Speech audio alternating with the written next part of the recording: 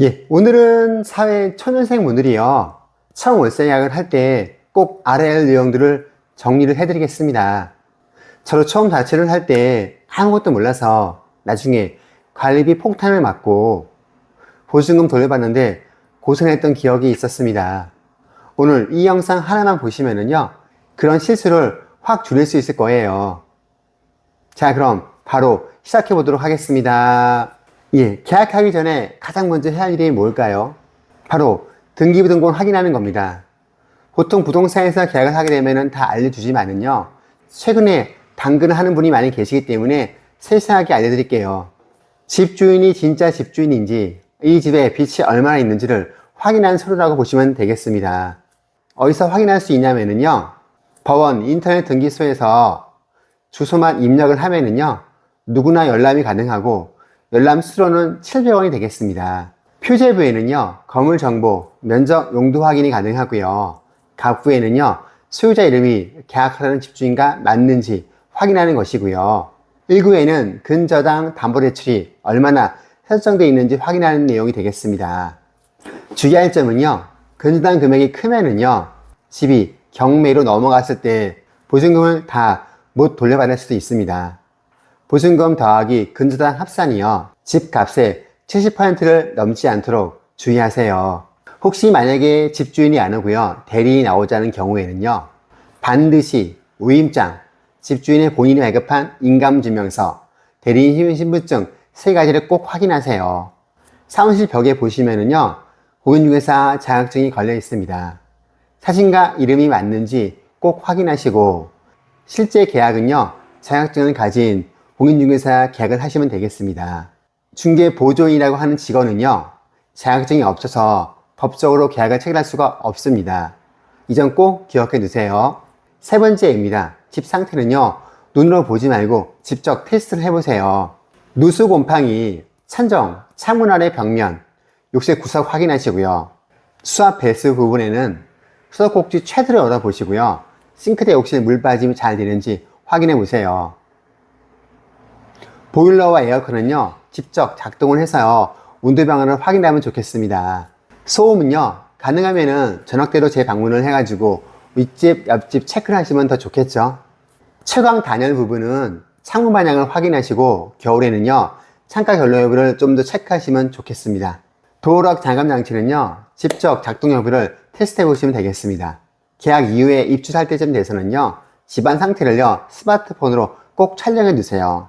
나중에 퇴실을 할 때요, 원래 이랬다는 증거가 될 수 있습니다. 계약서 작성을 할 때 확인할 것들에 대해서 알려드릴게요. 월세 50만원짜리 집이라고 해서 매달 50만원만 나가는 게 아닙니다. 관리비가 어떻게 구성되어 있냐에 따라서 실제 비용이 크게 달라지죠.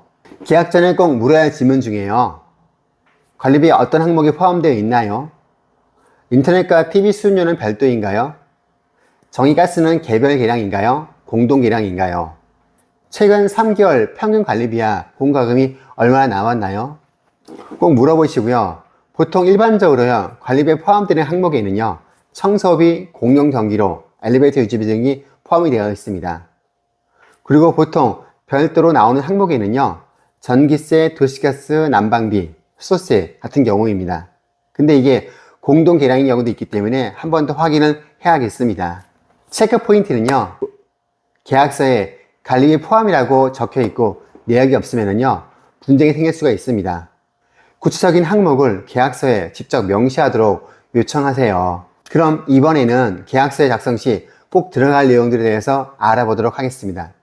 계약서를 쓸 때요, 아래 항목들이 꼭 들어갈 수 있도록 확인하세요.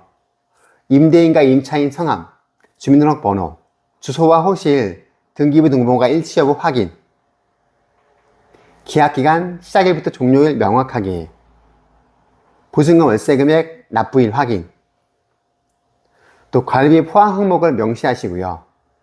수리책임 범위도 체크하시면 좋겠습니다.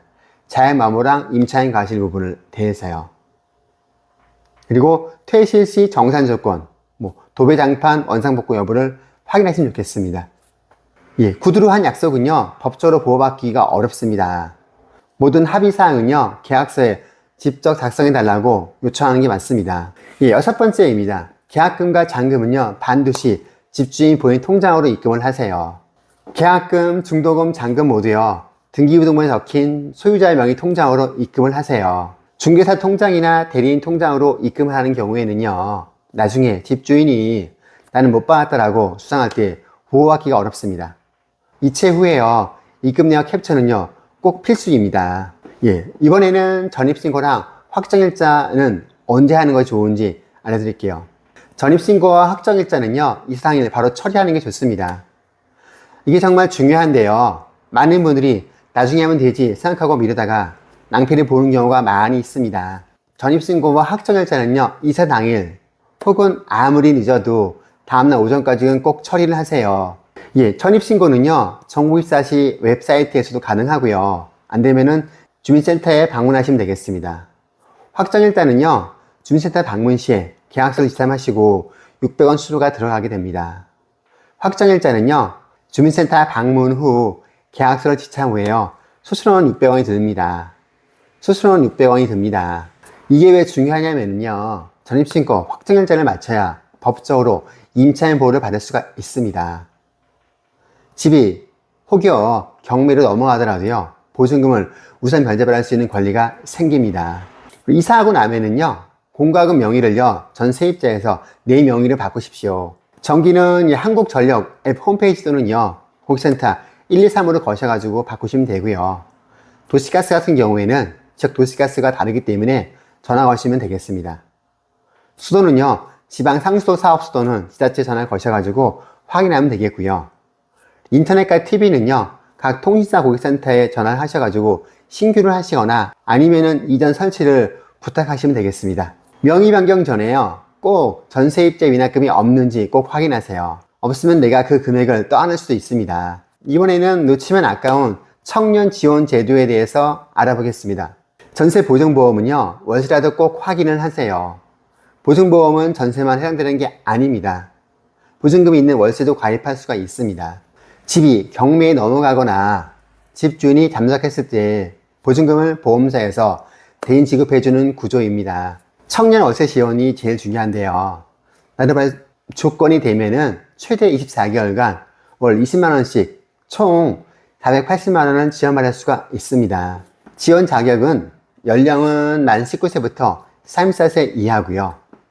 거주 조건에서는요, 부모와 별도 독립 거주를 하셔야 되고 무주택 청년이 되겠습니다. 주택 조건에는요, 보증금 5천만원 이하, 월세 60만원 이하고 제가 세부내역으로 월세 60만원 초과되는 경우에도 가능하니까는 그거는 제가 세부내역을 따로 알려드리도록 하겠습니다. 보증금 6천만원 이하, 월세 60만원 이하가 기본 틀인데 월세가 넘는 경우도 있거든요. 그런 경우에는 제가 아래 창에 해가지고 세부내용을 정리를 해드리겠습니다.